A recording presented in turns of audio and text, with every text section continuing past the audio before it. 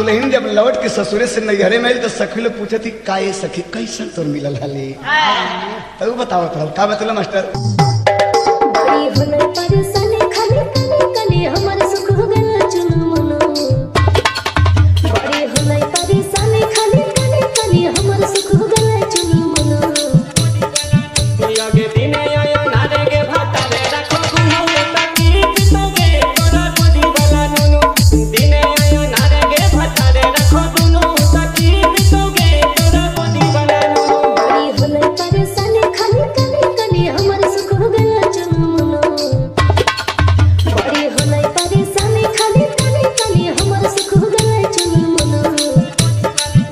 आगे दिन आया नारे के भाता रे रखो गुनो तकी पितोगे तोरा गोदी वाला नुनु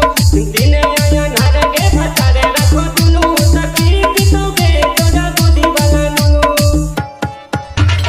रानी म्यूजिक महिसोना, रानी म्यूजिक महिसोना, रानी म्यूजिक महिसोना। Rajeev remix, Rajeev remix, Rajiv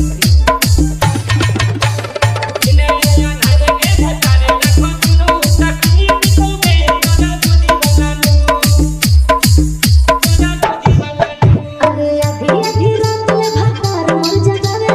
mummy mummy कहे छोड़ा नींद नहीं आवे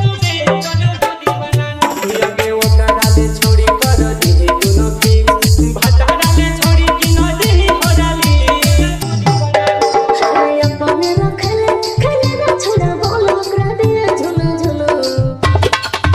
अरे अपने रखले खेले ना छोड़ा बोल ओकरा दिया झुनो झुनो